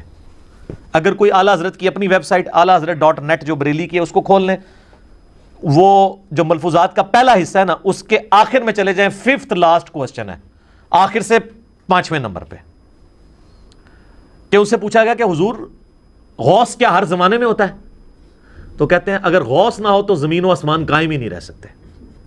تو اب ہم اعلیٰ حضرت سے پوچھتے ہیں کہ آپ سائنٹسٹ کو تو کرٹیسائز کر رہے ہیں, آپ کو کون پوچھے گا اور آپ کے ماننے والوں کو کہ قرآن میں سورہ فاطر آیت نمبر 41 میں آیا کہ اللہ نے زمین و آسمان تھام رکھے ہیں. زمین و آسمان اللہ تعالیٰ ہمارا ہے کہ اگر ان کو نہ تھامے اور یہ اگر ٹل جائیں تو کوئی ایک بھی نہیں ان کو سنبھال سکتا. تو آپ کس نے کہہ رہے ہیں کہ غوث نے زمین و آسمان کو تھاما ہوا ہے؟ تو اب ہم قرآن کا عقیدہ مانیں یا آپ کا وہ, یا بلکہ ہمیں کہنا چاہیے ہم قرآن سے آپ کا وہ عقیدہ مانیں جو آپ نے زمین ساکن ہے میں لکھا ہے, یا آپ کا وہ عقیدہ مانیں جو آپ نے ملفوظات اعلیٰ حضرت میں لکھا ہے. اور یہ نہ کہیے گا, یہ بعض لوگ اس سے جان چھڑاتے ہیں, وہ کہتے ہیں جی ملفوظات تو ان کے بیٹے نے جمع کیے ہیں, تو بیٹا تو ان کا غوث وقت تھا, تو اس کا مطلب ہے وہ گمراہی وہ مفتی اعظم ہند پھیلا کے گئے ہیں. مصطفیٰ رضا خان نوری جنہوں نے اناد لکھی ہے نا تو شمع رسالت ہے عالم تیرا پروانہ, ان کا چھوٹا بیٹا تھا. وہ کہتے ہیں انہوں نے جمع کیے ہیں تو اعلیٰ حضرت پہ نہ تھوپیں. سر یہاں یہ بھی آپ کا لیم ایکسکیوز نہیں مانا جائے گا, کیونکہ مزے کی بات آپ کو بتاؤں, جو پہلا حصہ ہے نا ملفوظات کا وہ اعلیٰ حضرت نے لفظ بلفظ خود پڑھا ہوا ہے. یہ شباشی والی عبارت سے تو جان چھڑا سکتے ہیں کہ وہ بعد میں آئی ہے, بیٹے نے ڈال دی, انہوں نے نہیں کہی ہوگی. پہلے حصے کے اینڈ پہ اعلیٰ حضرت نے ایک ربائی لکھی ہے اس ملفوظات کی شان میں, کیونکہ شاعر تو بہت بڑے تھے نا, تو انہوں نے اپنے ملفوظات کی شان میں کہ میرے بیٹے نے جمع کیے ہیں, اس کو اردو میں انہوں نے پوری ربائی لکھی ہے. یعنی پہلا حصہ اعلیٰ حضرت نے خود پڑھا ہوا ہے. تو اعلیٰ حضرت نے یہ پڑھی ہوئی ہے بات. ویسے بھی آپ کو کتاب پڑھے نا شروع اور آخر کے صفحے تو بندہ ویسے ہی پڑھتا ہے, انہوں نے پڑھا ہوا ہے کہ اس میں کیا عقیدہ انہوں نے بتایا, اور ویسے ہی ان کا عقیدہ ہے, ظاہر ہے, تو پیش کرتے ہیں. تو جب ہم یہ بات کہتے ہیں کہ قرآن میں تو یہ عقیدہ لکھا ہے کہ اللہ نے تھاما ہوا ہے, اور آپ کہہ رہے ہیں غوث, تو کہتے ہیں غوثوں کی نافرمانی کر رہے ہیں, ان کی گستاخی کر رہے ہیں, تو یہ گستاخی تو اعلیٰ حضرت خود کر کے گئے ہیں. اب یہ باتیں تو میں نہیں کرنی تھی نا, زمین ساکن ہے میں آپ کو صحیح عقیدہ بھی بتانا ہے کہ اللہ نے زمین کو تھاما ہوا ہے, آسمان کو تھاما ہوا ہے. اچھا جی, دوسری بڑی دلیل جو انہوں نے 3 آیات قرآن سے لی ہیں اور اس کے اوپر پورا مقدمہ انہوں نے کھڑا کیا ہے. باقی سب کی سب چیزیں اس کے اندر شامل ہیں. سورۃ البقرہ کی آیت نمبر 22 الذی جعل لکم الارض فراشا, وہی اللہ وہ ہستی ہے جس نے زمین کو تمہارے لیے فرش بچھونا بنایا. سورہ الزخرف آیت نمبر 10 الذی جعل لکم الارض مہدا, وہ اللہ ہے جس نے زمین کو تمہارے لیے گود بنایا.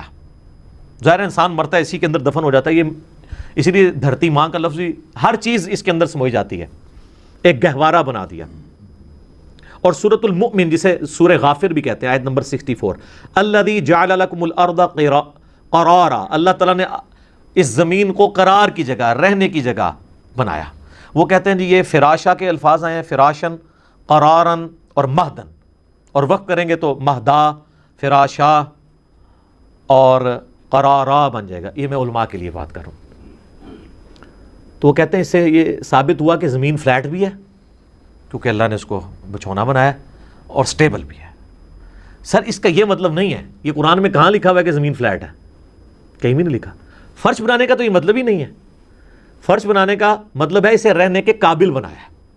یہ آج ہمیں سائنٹسٹ بتاتے ہیں کہ ملینز آف ارتھ کوئکس ہر سال آتے ہیں, بلکہ کیلکولیشن یہ ہے جو پریسائز ہے کہ ہر سیکنڈ میں زمین میں 2 زلزلے آتے ہیں جن کا ایمپلیٹیوڈ کم ہوتا ہے, اگر وہ زیادہ ہو تو زمین برباد ہو جائے. ہر سیکنڈ میں 2 زلزلے, ملینز آف ارتھ کوئکس ہر سال آتے ہیں. تو ان ارتھ کوئکس کے ایمپلیٹیوڈ کو نہ بڑھنے دینا, اس کے باوجود ہمیں سٹیبل رکھنا, اور زمین کی اتنی بڑی بڑی 3 موشنز کے باوجود سٹیبل رہنا, یہ اللہ تعالیٰ نے اسے قرار کی جگہ بنایا ہے اور یہ فراش بنایا ہے. اس کا یہ مطلب نہیں ہے کہ ارتھ فلیٹ ہے. اور سر یہ تو کبھی بھی کسی کا عقیدہ نہیں تھا ارتھ فلیٹ ہے.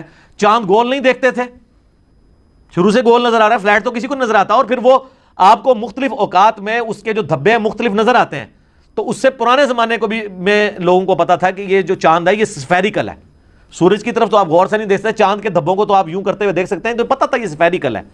یہ کوئی یہ نہیں ہے کہ صرف گول پلیٹ کی طرح ہے. یہ بھی کہتے ہیں نا گول ہے لیکن فلیٹ ہے, نہیں, یہ سفیریکل ہے, بال کی طرح. یہ سب کو پتا تھا, ہمارے پرانے سائنٹسٹ بھی تھے, ان کو یہ باتیں پتا تھی. تو ان آیات کا انہوں نے بالکل غلط مطلب لیا, یہ مطلب ہمیں سائنٹسٹ بتاتے ہیں. اور سر اسی طریقے سے قرآن حکیم میں جو ہے کہ ہم نے پہاڑوں کو میخیں بنایا ہے کہ زمین ڈولے نہ, تو وہ زمین کو بیلنس کرنے کے لیے ڈائنامک بیلنسنگ ہے اس کی. جیسے آپ کبھی ویل کی بیلنسنگ کرواتے ہیں تو ویٹ ایڈ کرتے ہیں, کوئی چیز گھوم رہی ہو نا تو اس میں بہت تیزی سے ارتعاش پیدا ہوتا ہے, اگر ذرا سی بھی وہ امبیلنس ہو تو وہ بیلنس کرتے ہیں ویٹ ایڈ کر کے. تو زمین پہ یہ ویٹس مختلف جگہ پہ اللہ تعالیٰ نے ایڈ کی ہیں پہاڑوں کی شکل میں. اس کی ڈائنامک بیلنسنگ ہے, نہ کہ اسٹیٹک بیلنسنگ. تو یہ ہمیں سائنٹسٹ بتائیں گے, ظاہر جیولوجی کی فیلڈ کا مسئلہ ہے نا, یہ وہی لوگ بتائیں گے. یہ وہی لوگ بتائیں گے کہ جنہوں نے محنت کر کے آپ کے ہاتھ میں اسمارٹ فون دے دیے ہیں جس پہ آپ یوں یوں کرتے ہیں, اپنی تقریریں دیکھ کے خوش ہوتے ہیں. یہ کسی حافظہ اللہ یا دامت برکاتم عالیہ رحمۃ اللہ علیہ کا تو بنایا ہوا نہیں ہے نا, انہوں نے ثابت کر دیا. اور سر زمین کا گول ہونا, اس کی موومنٹ کو تو اب فزیکلی آبزرو کر لیا گیا سیٹلائٹ میں جا کے. اس کے امیجز آتے ہیں, ویڈیوز بھی آتی ہیں. اور سیٹلائٹ صرف کافروں کے چھوڑے ہوئے نہیں, پاکستان کا بھی 80s میں ایک سیٹلائٹ گیا ہوا ہے. دنیا میں کتنے مسلمان ممالک ہیں جن کے سیٹلائٹ اس وقت فضا کے اندر موجود ہیں, جو زمین کو گھومتا ہوا, جس میں سے آپ دیکھ سکتے ہیں اس کا گول ہونا بھی, اور لائیو ویڈیوز پڑی ہوئی ہیں. بلکہ میں آپ کو بتاؤں, میرا خود بھی تعلق ایک ایسے ادارے کے ساتھ ہے جہاں پہ ڈیفنس کا کام ہوتا ہے. میں نے فزیکلی, یعنی آپ میرے اوپر تو اس اعتبار سے اعتبار کر لیں کہ جو ہمارے جو میزائل سسٹم کا معاملہ ہے, اس کے اوپر بھی باقاعدہ جو پاکستان کے میزائل چھوڑے جاتے ہیں تو ان کے اوپر کیمرے فٹ کیے ہوتے ہیں, اور ریئل ٹائم ڈیٹا نیچے ویڈیو میں ہم آبزرو کر رہے ہوتے ہیں. اور ہمارے کئی میزائل جو ہیں وہ کتنے کلومیٹر اوپر تک جاتے ہیں, 50 کلومیٹر اوپر تک زمین سے. اب ایک میزائل اگر 50 کلومیٹر زمین سے اوپر گیا ہوا ہے, آپ کے ہوائی جہاز وغیرہ تو یہ 10 کلومیٹر سے زیادہ اوپر نہیں جاتے جو بوئنگ اور ایئر بس کے ہیں, لیکن میزائل چونکہ وہ ریئر ایٹماسفیئر میں چلا جاتا ہے, جہاں آلموسٹ آپ سمجھ لیں کہ زمین کی وہ ایٹماسفیئر کی ڈینسٹی بہت کم ہوتی ہے. تو یقین کریں وہ اڑنے سے لے کر اس کے گرنے تک کی پوری ویڈیو لائیو آ رہی ہوتی ہے. تو میں نے وہ ویڈیو کئی بار دیکھی ہے. جیسے ہی وہ وہاں سے لانچ کرتا ہے, وہ جیسے ہی وہ ہائٹ پہ جانا شروع کرتا ہے نا, تو کرتے کرتے زمین آہستہ آہستہ گول ہونی نظر آتی ہے, پوری پوری کرویچر گول کی گول نظر آتی ہے, کوئی فلیٹ نہیں ہے زمین. یہ تو مسلمانوں نے آبزرو کیا ہوا ہے, اور سیٹلائٹ جو ہیں وہ پوری دنیا کے اندر موجود ہیں. تو یہ تو وہ منظر ہے جو میں نے ریئل ٹائم دیکھا ہوا ہے. اگر آپ کہیں گے یوٹیوب کے اوپر جعلی ویڈیوز ہیں, تو جعلی ویڈیو نہیں ہے. ٹرکی کا بھی سیٹلائٹ ہے, پاکستان کا سیٹلائٹ ہے, اور کئی اسلامی ملک ہیں جن کے سیٹلائٹ جو ہے موجود ہیں, جن کے اندر سے ریئل ٹائم آپ کو دیکھ سکتے ہیں آپ کے زمین موو بھی کر رہی ہے اور زمین جو ہے وہ گول بھی ہے. لہٰذا اب یہ اس معاملے میں کوئی وہم نہیں رہ گیا, اور یہ پوری دنیا کے جو ٹی وی چینلز کا سلسلہ ہے انہی سیٹلائٹ کے اوپر چل رہا ہے, آپ کے موبائل فونز کا سارا سلسلہ یہ آپ سارے مانے ہوئے ہیں. یہ کس کے اوپر چل رہا ہے؟ پوری دنیا کا جو نیویگیشن کا سسٹم ہے ایروپلینز کا, وہ سارے کا سارا اس کے اوپر چل رہا ہے. ہوائی جہاز جو ڈیٹا لے رہا ہے اپنی سمت کا, وہ سیٹلائٹ سے لے رہا ہے. تو فزیکلی انہوں نے سب کچھ کر کے بتا دیا, لہٰذا اب اس کا انکار آج کے دور میں تو ناممکن ہے. اب رہا وہ عقلی دلائل جس کے اوپر یہ بات کرتے ہیں کہ جی زمین اگر ہر سیکنڈ میں 30 کلومیٹر جو ہے وہ سورج کے گرد گھوم رہی ہے, جس کی وجہ سے 365 دنوں میں یہ سال مکمل ہوتا ہے, اور ہر سیکنڈ میں آدھا کلومیٹر اپنے محور کے گرد گھوم رہی ہے, جس کی وجہ سے 24 گھنٹے کے اندر ہمارا یہ دن رات کا سلسلہ مکمل ہوتا ہے, اور پھر پورا نظام شمسی 200 کلومیٹر پر سیکنڈ کی رفتار سے سٹار ویگا کی طرف ٹریول کر رہا ہے پچھلے اربوں سال سے, تو ہمیں فیل کیوں نہیں ہوتا؟ یہ وہ کہتے ہیں جی اس کی آپ عقلی دلیل ہمیں دیں. تو ذرا سی چیز پہ بھی آپ بیٹھیں تو فیل ہوتی ہے. میرے بھائی یہ ذرا سی چیز تب فیل ہوتی ہے جب یہ کسی ٹائر کے اوپر کسی زمین پہ ناموار چیز پہ چل رہی ہو. آپ ہوائی جہاز کا کبھی سفر کریں تو آپ کو نہیں پتہ چلے گا کہ ہوائی جہاز اڑ رہا ہے ایک جگہ پہ کھڑا ہوا ہے, حالانکہ وہ آلموسٹ یہ جو بوئنگ 747 اور ایئر بس A380 ہے نا, یہ 1000 کلومیٹر پر آور کی رفتار تک پہنچ جاتے ہیں, اور آپ کو لگا ہوتا ہے ایک ہی جگہ ہے, کیونکہ ایئر کی ریزسٹنس بہت کم ہوتی ہے ایز کمپیئر ٹو زمین کے, تو فیل نہیں ہو رہی ہوتی. تو یہ ساری بات فیلنگ کی ہے. اس کی وجہ سے اس کے اندر یہ بھی نہیں ہوتا کہ کھانا جو ہے وہ کوئی لا کے رکھے تو 1000 کلومیٹر دور چلا جائے گا, وہ ادھر ہی پڑا رہے گا, کیونکہ ساری چیزیں اسی رفتار سے ٹریول کر رہی ہیں.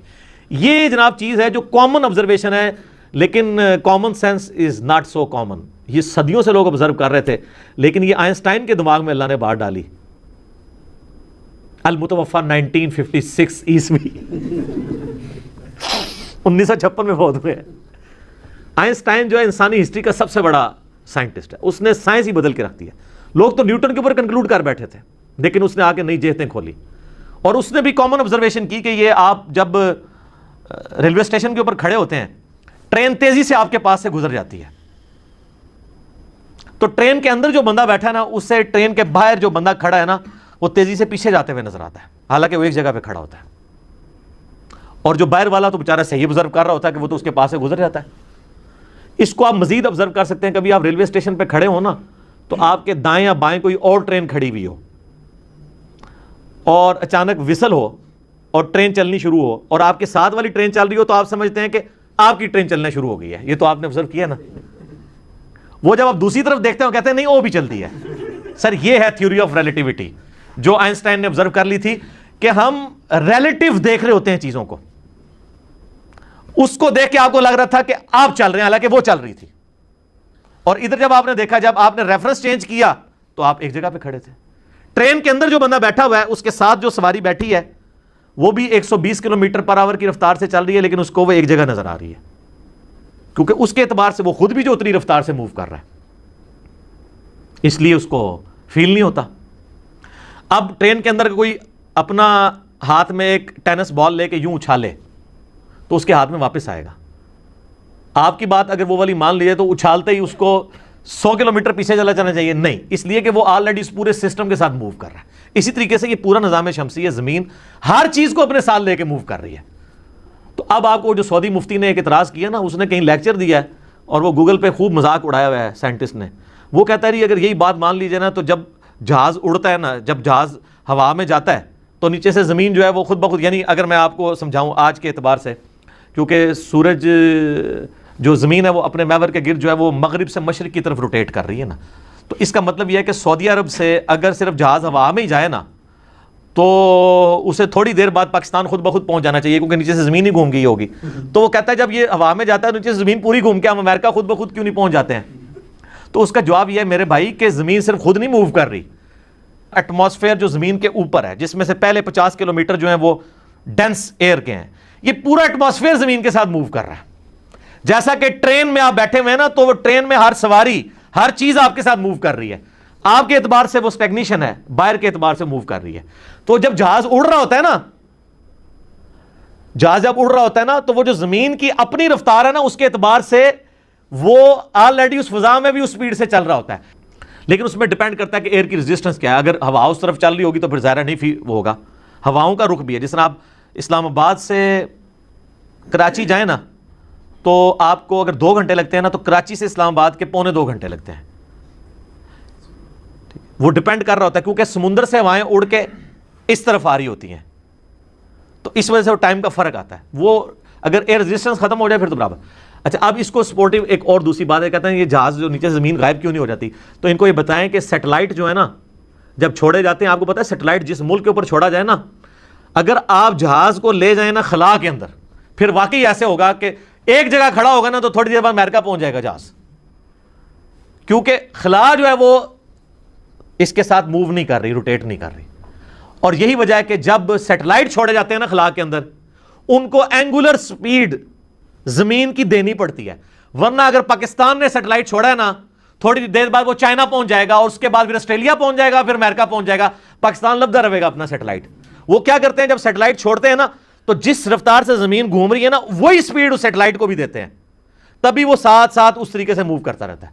سیٹلائٹ سپیڈ میں چھوڑا جاتا ہے, لیکن ایٹماسفیئر کے اندر جو چونکہ پورا ایٹماسفیئر موو کر رہے ہیں وہاں آپ یہ فیل نہیں کر سکتے. تو یہ وہ جو شیطان اگر آپ کو وسوسہ دلائے کہ جب ہوائی جہاز اوپر جاتا ہے تو وہ خود بخود امریکہ کیوں نہیں پہنچ جاتا, تو آپ تھوڑی سی سائنس سیکھ لیں, آئنسٹائنز تھیوری آف ریلیٹیوٹی پڑھ لیں جو اس نے کامن آبزرویشن کی تھی. اچھا اب آ جائیں میرے بھائی اس نظریے کی طرف. یہ 2 نظریات ہمیشہ سے انسانیت میں رہے ہیں اور قبل از مسیح ہیں, نبی علیہ السلام سے بھی پہلے کے ہیں.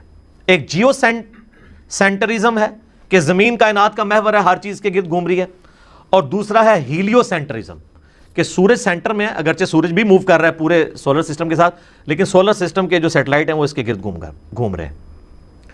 لہٰذا یہ کہنا کہ یہ 1615 کے اندر آ کے گلیلیو نے یہ جو ہے وہ مصیبت انسانیت کو ڈالی, اس سے پہلے کسی کا عقیدہ نہیں تھا, ہمیشہ سے تھا.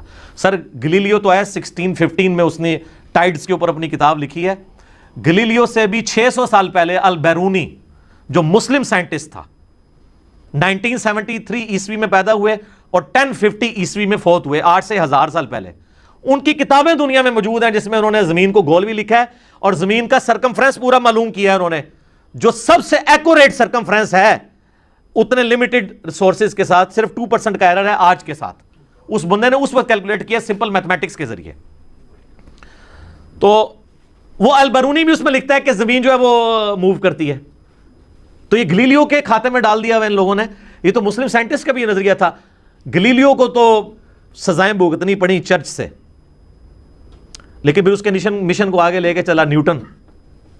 لیکن البیرونی کو آپ نہیں ثابت کریں گے کہ سلطنت عباسیہ نے کوئی سزا دی ہو کہ تو نے قرآن کے خلاف عقیدہ رکھ لیا. اس کا مطلب ہے کہ سلطنت عباسیہ کے دور کے اندر بھی قرآن کے خلاف اس عقیدے کو نہیں مانا جاتا تھا, ورنہ تو البیرونی کو ٹانگ دیا جاتا.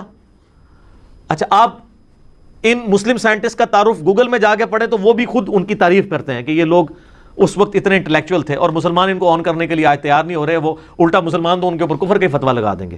تو یہ بالکل ان کی نان سینس اپروچز ہیں. اچھا اعلیٰ حضرت اس کتاب میں نا آپ کو پتہ ہے یہ مین جو بندہ ہے نا کوپرنیکس ہے, جس نے یہ سارا سیٹلائٹس کے اوپر پوری ورکنگ کی. اس کے بعد کیپلر اور پھر گلیلیو اور پھر نیوٹن, یہ 4 بڑے بندے ہیں. تو اعلیٰ حضرت نے نا اس میں لکھا ہے اپنی کتاب کے اندر کوپرنیکس کی بدعت ضلالہ. وہ لوگ جو بدعت کو مانتے ہی کوئی نہیں ہے, جن کے اپنے اعمال کے اندر میں نے کہا چلو بدعت ضلالہ کا لفظ تو انہوں نے یوز کیا ہے, اور اس طریقے سے آئنسٹائن کو بھی انہوں نے برا بلا کہا. بہرحال ایک پازیٹیو چیز ہے کہ انہوں نے امام غزالی والا مسئلہ حل کر دیا. امام غزالی نے کیمیائے سعادت میں لکھا تھا کہ سورج زمین سے 160 گنا بڑا ہے, اور اعلیٰ حضرت نے اپنی کتاب زمین ساکن ہے میں لکھا ہے کہ سورج زمین سے 13 لاکھ گنا بڑا ہے. ایک بات وہ مان گئے کہ بزرگوں کے پاس جو علم سائنس تھا وہ کمزور تھا, اور ظاہر اعلیٰ حضرت نے خود کوئی انوینشن نہیں کی ہے, ہمارے فلکیات کی چیز انہوں نے کوٹ کی ہے. پھر وہ اعلیٰ حضرت اس میں کہتے ہیں کہ جب یہ 13 لاکھ گنا بڑا ہے تو اور گریویٹیشنل فورس بھی ایگزسٹ کرتی ہے, تو اگر سورج کے گرد زمین چکر کاٹ رہی ہوتی ہے, عقلی دلیل وہ دے رہے ہیں, تو 13 لاکھ بندے اگر ایک طرف کھڑے ہوں اور ایک بندہ ایک طرف ہو تو 13 لاکھ بندے اس ایک بندے کو گھسیٹ نہیں لیں گے اپنی طرف. تو کہتے ہیں کب سے یہ زمین جو ہے نا سورج کے اندر جا کے گر کے ختم ہو گئی ہوتی ہے اگر ہم آپ کی یہ والی بات مان لیں کہ اس کے گرد روٹیٹ کر رہی ہے قوت کشش ثقل گریویٹیشنل فورس کی وجہ سے. تو اس کا سائنٹیفک آنسر یہ ہے, اعلیٰ حضرت کے ماننے والوں کو ہی دے سکتے ہیں, ظاہر وہ تو اللہ کے پاس جا چکے ہیں, کہ صرف سینٹریپیٹل فورس نہیں ہوتی ہے, سینٹریفیوگل فورس بھی ہوتی ہے. اور یہ دونوں فورسز جب بیلنس ہوتی ہیں نا پھر کوئی چیز کسی دوسری چیز کے گرد روٹیٹ کرتی ہے. تو وہ جو زمین جا کے سورج میں گر نہیں جاتی وہ اس وجہ سے کہ زمین کو اللہ نے رفتار اتنی دی ہے گھومنے کی کہ وہ رفتار سینٹریفیوگل فورس، وہ فورس جو سینٹر سے آپ کو دور کی طرف لے کے جاتی ہے، وہ اتنی فورس ہے کہ اس کو اندر گرنے سے روکتی ہے. اور اس کو آپ آبزرو کریں گے موت کے کنویں کے اندر، موٹر سائیکل جب سپیڈ میں گھومتا ہے تو وہ موت کا کنواں جو سرکس میں ہوتا ہے تو وہ اس کے اوپر تک آ جاتا ہے، تو بیچ میں کیوں نہیں گرتا؟ اپنی سپیڈ کی وجہ سے. لیکن اگر تھوڑا سا اوپر چلے تو باہر جا کے ضرور گر جائے گا.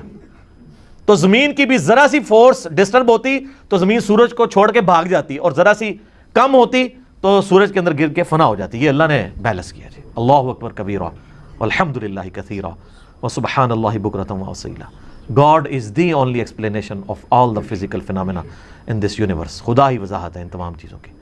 آپ گھر میں بھی تجربہ کر سکتے ہیں، کسی چھوٹی سی بالٹی کے اندر یا جگ کے اندر ایک وہ بنٹا رکھ کے آپ شیشے کی گولی اس کو یوں گھمائیں تو آپ دیکھیں وہ دیواروں سے اوپر چڑھتی. کیوں؟ وہ اس کے اندر اس سپیڈ کی وجہ سے ایک سینٹریفیوگل فورس جو اسے سینٹر سے دور رہنے پہ مجبور کرتی ہے وہ پیدا ہوتی ہے. تو زمین کو جو اللہ نے سپیڈ دی ہے نا سورج کے گرد 30 کلومیٹر ایک سیکنڈ میں، یہ سپیڈ اس کو مجبور کرتی ہے کہ سورج سے دور بھاگے. اور سورج جو اس کو کھینچ رہا ہے نا، وہ 13 لاکھ بندے جو کھینچ رہے ہیں وہ اسے مجبور کرتے ہیں کہ سورج کے اندر گر جائے. تو وہ سپیڈ اتنی دی ہے اللہ تعالیٰ نے کہ وہ نہ وہ حاوی ہوتا ہے نہ یہ حاوی ہوتا ہے، اور بیلنس ہو کے ایلپٹیکل آربٹ کے اندر وہ گھومتی رہتی ہے اور بیلنس رہتی ہے. یہ اللہ کے کام ہے جی. تو باقی باتیں کرنے کو تو بہت زیادہ تھی، خیر ابھی بھی بہت زیادہ ہو گئی ہیں، لیکن یہ میں نے مقدمہ پورا اس لیے کلیئر کیا کہ آندہ کوئی 1000 وسوسے بھی آئے نا علماء دین کی طرف سے یا سائنٹسٹ کی طرف سے، دونوں میں نے کور کیے ہیں، وہ کم از کم آپ کو سمجھ آنا شروع ہو جائیں. باقی پھر بھی میں آخر میں کہوں گا کہ میرے جو 3 لیکچرز ہیں، who is Allah in the light of latest scientific facts, اور who created God Richard Dawkins کی کتاب دا گاڈ ڈیلوژن کا جو میں نے پوسٹ مارٹم کیا ہے، اور تیسرا میرا لیکچر قرآن ورسز ماڈرن سائنس. یہ تینوں کا لنک بھی ہم اپنی ویڈیو کے نیچے دے دیں گے. کئی باتیں جو آج میں نے سکپ کی ہیں وہ انشاءاللہ اس کو سننے کے بعد آپ کو کلیئر ہو جائیں گی. تو یہ جو اس کو قرآن و سنت کا مسئلہ بنا کر پیش کیا جا رہا ہے یہ بالکل زیادتی کر رہے ہیں. قرآن و سنت اس کی سپورٹ کے اندر نہیں ہے. کچھ احادیث بھی انہوں نے پیش کی تھی وہ میں نے سکپ کر دیں اس لیے کہ وہ خود آؤٹ آف کنٹیکسٹ ہیں، وہ اس کے ساتھ ریلیٹڈ ہے ہی نہیں ہے. تو اصل چیز مقدمہ قرآن کے اوپر کھڑا ہوا تھا وہ میں نے بیان کر دیا، اور جو احادیث تھیں ان کی جو انہوں نے مین احادیث لی میں نے اس کی انٹرپریٹیشن بھی بیان کر دی ہے تاکہ آپ کو معاملات سمجھ آ جائیں. ایسا نہ ہو کہ ایک نوجوان آدمی جس طرح آج کل لوگ جو ہے وہ متنفر ہوئے ہیں. میں پھر وہ آخر میں وہی بات کروں گا کہ عامر خان نے پی کے فلم بنا کے جو لوگوں کے متس توڑے تھے اور ہندوازم کی کمزوریاں لوگوں پہ ہائی لائٹ کی تھی، ہمارے لوگوں نے یہ اچھا اس نے تو پی کے فلم بنائی نا، وہ کہتے ہیں اس کو کہتے ہیں سازش کی ہے، یہ پاکستان والا پی کے ہے کیونکہ ہماری فلائٹس بھی ہوتی ہیں نا پی کے. تو انہوں نے جو ہے انڈین فلم بنائی ہے جو یہ اس نے اسلام کی بدنامی کر دی ہے کہ یہ زمین ساکن ہے اور قرآن کا یہ عقیدہ ہے. اور آپ دیکھ لیں کسی مولوی کی جرت نہیں ہو رہی ہے کہ، اور جن لوگوں نے کلپ بھی بنایا میں نے وہ دیکھے، انہوں نے ان کے دلائل کا جواب نہیں دیا، بس یہ کہہ دیا کہ نہیں ایسا نہیں ہے، یہ ایسا ہی ہے. تو قرآن سے جو دلائل پیش کر رہے ہیں آپ بتائیں کہ آپ کو سمجھنے میں یہاں پہ غلطی لگی ہے، اور حقیقت یہ ہے.